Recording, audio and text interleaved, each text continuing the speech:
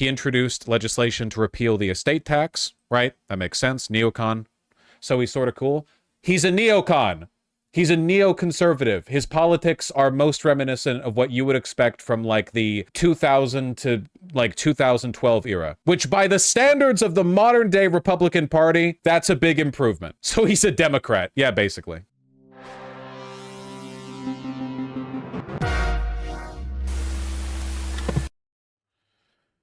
So here's another baffling pick from Donald Trump as he chooses all of the people who will be ruining our lives for the next 4 question mark years. John Thune, which is the name that I would give an NPC in a D&D game if you asked me, and I didn't have a lot of time to think about it. I'll give him one thing. He's got a sturdy appearance to him. It's a new day in the United States Senate, and it's a new day in America.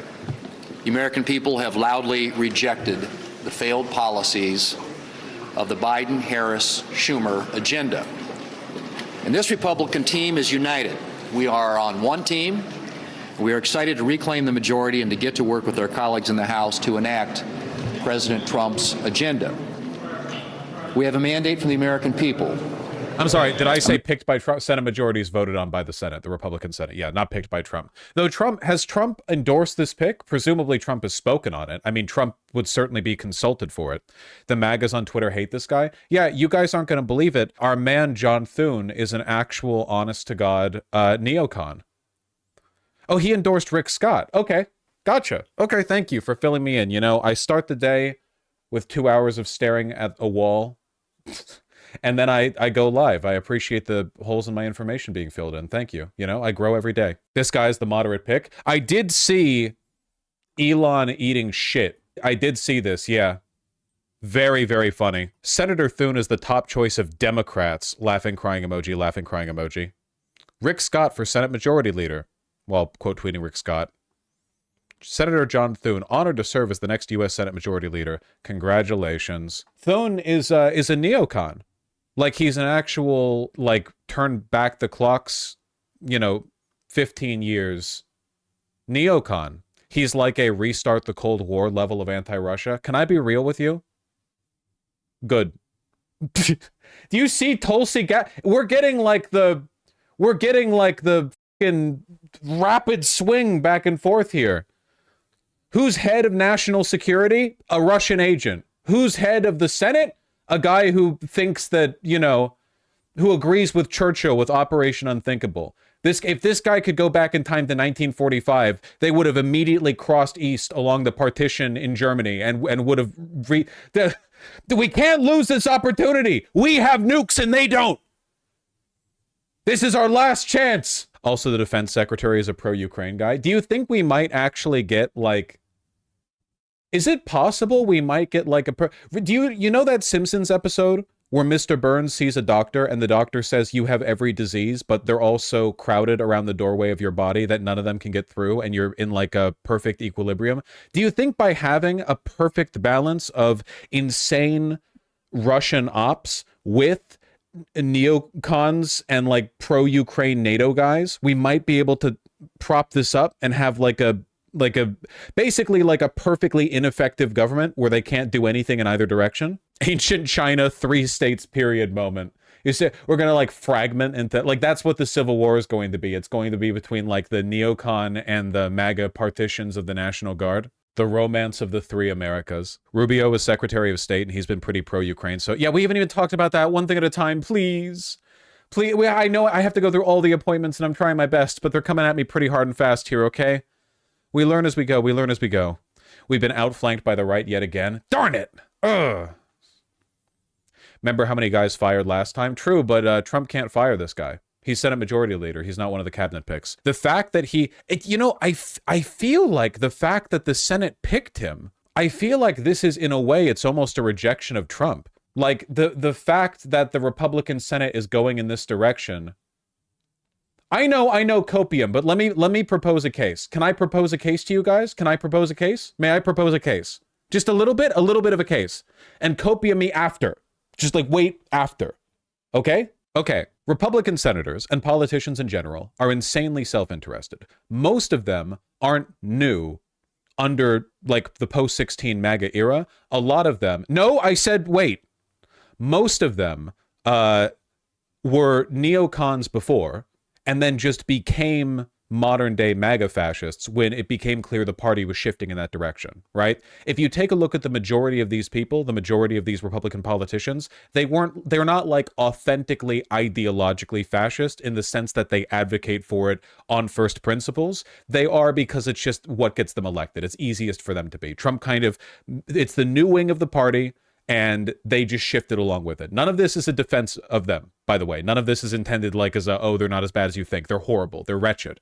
However, I think, and I believe this strongly, and I think there's plenty of evidence to support this, they don't like Trump. They've never liked Trump. Why would any of them like Trump? You really think that all these people who are like self-serious politicians enjoy this like massive upheaval where now they have to bend the knee to Trump all the time in order to continue to get elected? They used to have their own lives, their own political worlds. They used to have their own messaging, their own rhetoric, their own environment, and all of that got upended by a retard narcissist. So I think it's possible, not that these Republicans are opposed to all the worst shit that Trump wants to do, but that they might be weary of his narcissism and his destructive, egotism.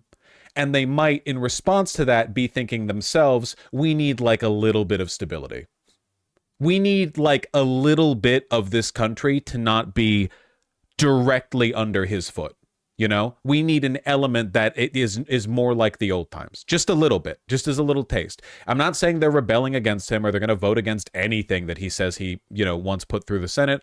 I'm only saying I think there's a reasonable possibility that these people who were kind of bent and broken and cucked by Trump back in 2016 as he won the Republican primary, that they might be looking for a sort of like especially in light of these cabinet picks, The Telegraph says it's a rebuke of Trump.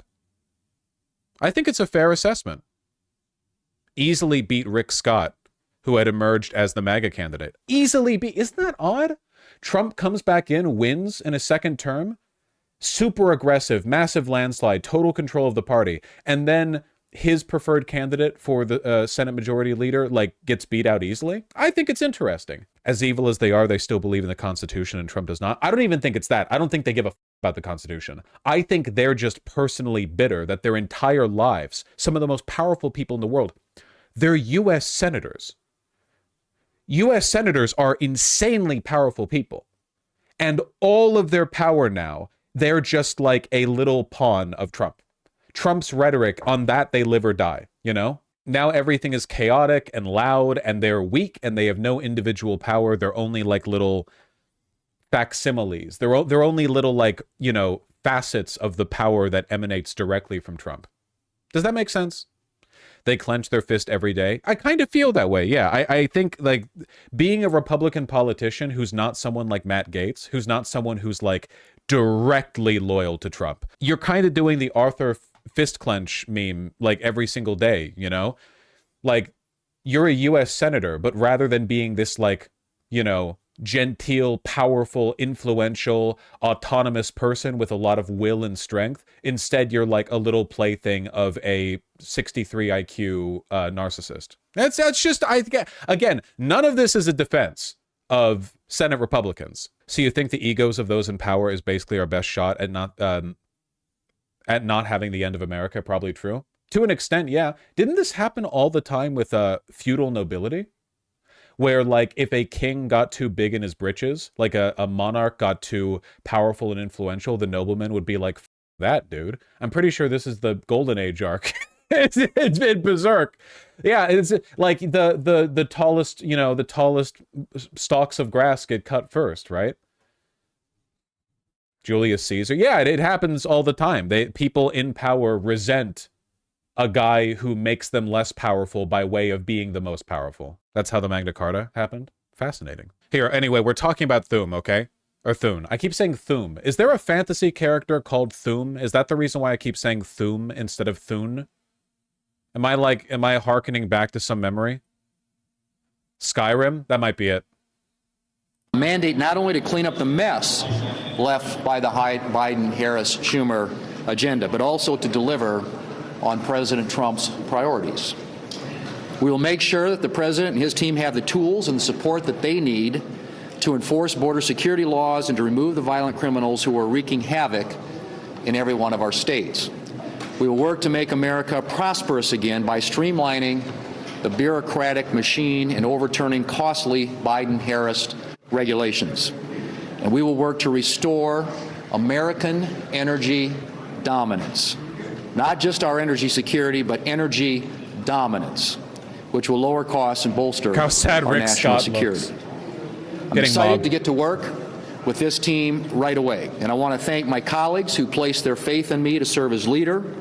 And to those who were supporting another candidate, I promise to be a leader who serves the entire Republican conference. We'll have an ambitious agenda and we'll take... Right. You know, in his official portrait, he looks an awful lot like Joe Biden. Anyone else getting that vibe? I know I might just be seeing like older white guy, but I feel like their smile shape is kind of similar. You know, they have a very similar smile. Not really the upper half of the head, but right here. They're kind of hitting you with like the boomer Rizzler stare. He's a handsome guy. He seems to dress pretty well. I like the tie here. Welcome back, Mr. President. Oh, that's his signature. I don't really care about that. Anyway, let's take a look at this guy. Scott didn't even make it to the runoff. I mean, thank God. Do you know how bad Rick Scott would have been for us? How will America's economy dying this term affect other countries? It's going to be a global...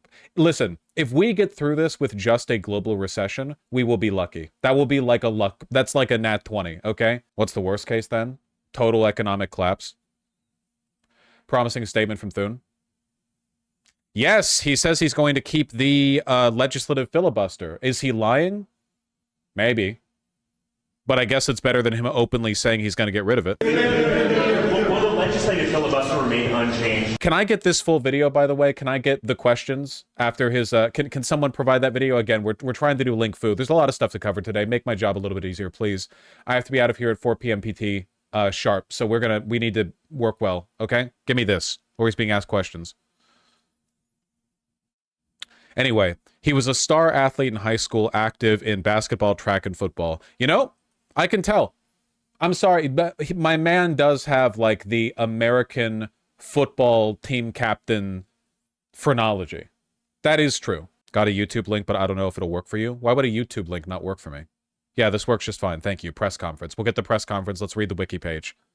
Wiki. Okay. U.S. House of Representatives. U.S. Senate. Da-da-da-da. Let's take a look at the positions. Let's get a feel for the man, okay? Political positions. Da-da-da. Drug policy.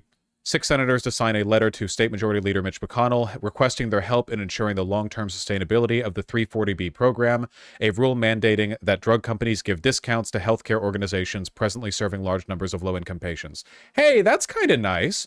One of 6 senators to say, can we keep this program that helps poor people afford drugs alive? That's pretty good. He introduced legislation to repeal the estate tax, right? That makes sense. Neocon. So he's sort of cool. He's a neocon. He's a neoconservative. His politics are most reminiscent of what you would expect from like the 2000 to like 2012 era. Which by the standards of the modern day Republican Party, that's a big improvement. Yeah.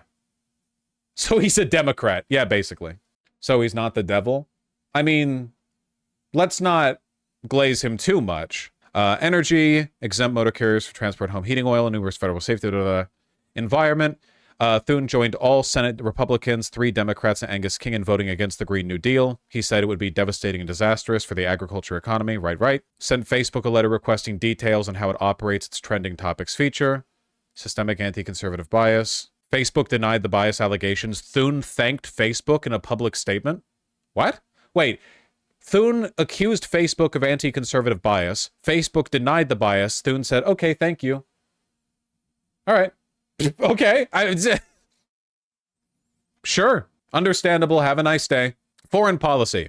He said that he believed the U.S. could win the Iraq war through stability. Right. Pro-Iraq war, of course. Yeah, neocon. He voted against the ratification of New START, a nuclear arms reduction treaty between the United States and Russian Federation. Let's see. Transaction tax for staffing the Bloomberg, Chinese government. Anti-Russia, anti-China, Warhawk. Warhawk Tua, one of 34 senators to sign a letter to Secretary of State John Kerry advocating that the U.S. use all available tools to dissuade Russia from continuing its airstrikes in Syria. Yeah, this guy is like very anti-Russia. This guy is not bought in on the Putin glazing 100%. Now, here's the fun part. He co-sponsored the Anti-Israel Boycott Act, which made it a federal crime punishable by a maximum sentence of 20 years imprisonment to encourage or participate in boycotts against the Israeli government and settlements in the occupied Palestinian territories. 20 years imprisonment for encouraging a boycott in Israel. Yay. Thune voted to table a resolution, so he's just pro-American empire? Neocon!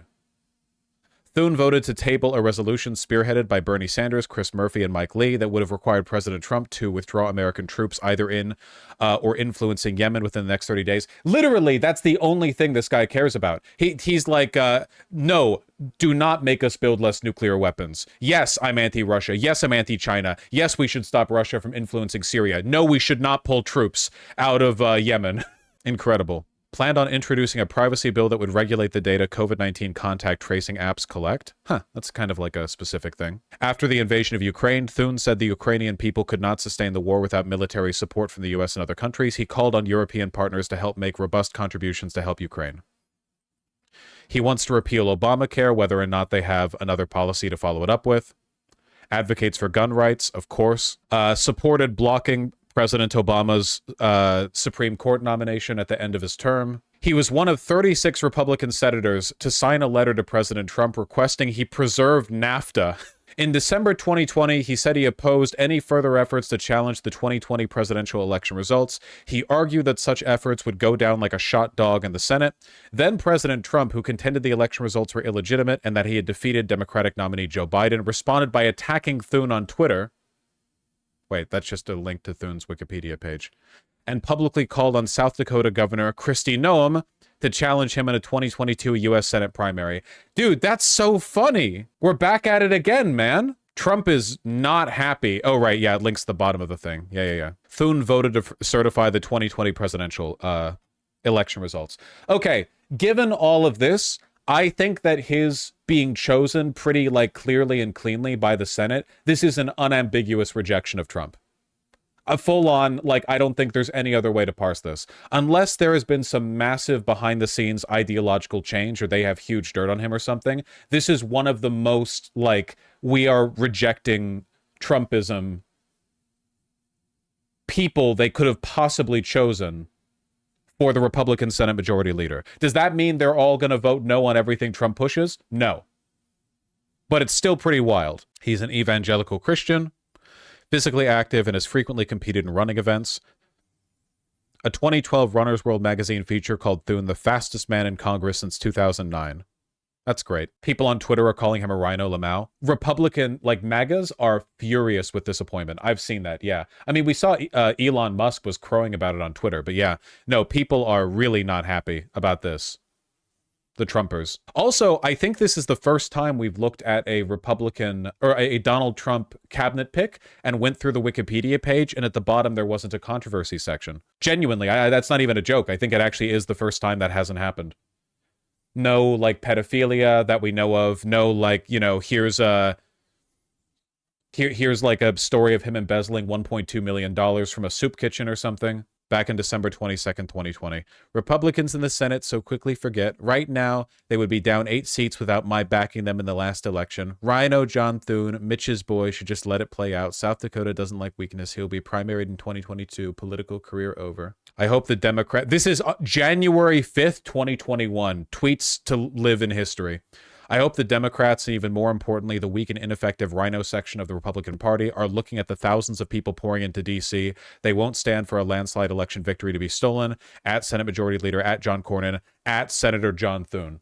So John Thune was not only against Donald Trump's election denial, but prominent enough as a voice against the election denial that he was being added directly, when he was certainly not the only senator doing so. I hate to say it. I genuinely hate to because this man is still evil. Don't get me wrong. I hate to attach any positivity to this, but we're living in dark times. So I'll just say this is the closest thing we've had to genuinely good news in a while. It is a bitter pill that this is good news, but still, we need to take everything we can get. We really, really do. We really do. Here, I want to take a look at the press conference. Are on one team.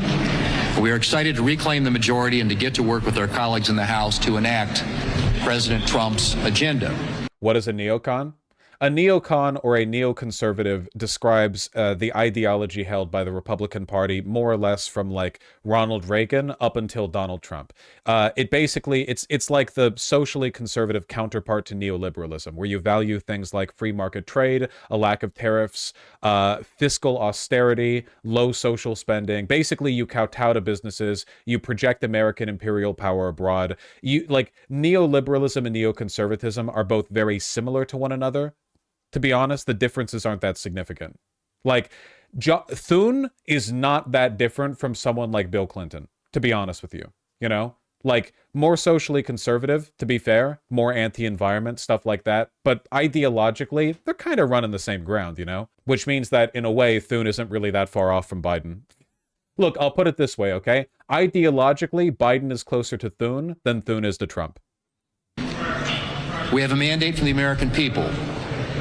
A mandate not only to clean up the mess left by the Biden-Harris-Schumer agenda, but also to deliver on President Trump's priorities. We will make sure that the president and his team have the tools and the support that they need. We saw the opening bit. To inform. He's over. Four Americans thought the making. Thank you. On election night, America saw the remaking of the Republican Party for the better. This election was about the answering to the question of, are you better off now than you were 4 years? Now working on January 3rd. Fuck you. Say anything. Voice. Country is on the wrong track. Carolina, and he is already planning Directions back on. National Republican Senatorial Committee Chair is the senator from South Carolina, and he is already planning on expanding our majority in 2026. So, Senator Tim Scott. No. And consent role under the Constitution. So we will do everything we can to process his noms quickly, get them installed in their position so they can begin to implement his agenda. Leader Thune, you said that recess appointments are on the table. That's a key demand from President-elect Donald Trump. Will you move forward with that? Well, what we're going to do is make sure that we are processing his nominees in a way that gets them into those positions so they can implement his agenda. How that happens remains to be seen. You know, obviously, we want to make sure our committees have confirmation hearings like they typically do, and that these nominees reported out to the floor. But I've said this, and I mean it, that, you know, we expect a level of cooperation from the Democrats to work with us to get these folks installed. And obviously, we're going to look at explore all options to make sure that they get moved and that they get moved quickly. Will the legislative filibuster remain unchanged under your tenure? Yes. How do you intend to balance maintaining the independence of the Senate with passing the president-elect's agenda? Well, I mean, the Senate, as you know, is by the founders' design, a place where the minority has a voice in our process, and we will do the job that the founders intended us to do in the United States Senate, and that the American people intend us to do, and that right now, after this mandate election coming out of the American people, is to work with this president on an agenda that unwinds a lot of the damage of the Biden-Harris-Schumer agenda. Okay, not a super interesting round of questions. You know, I'll take what I can get, okay?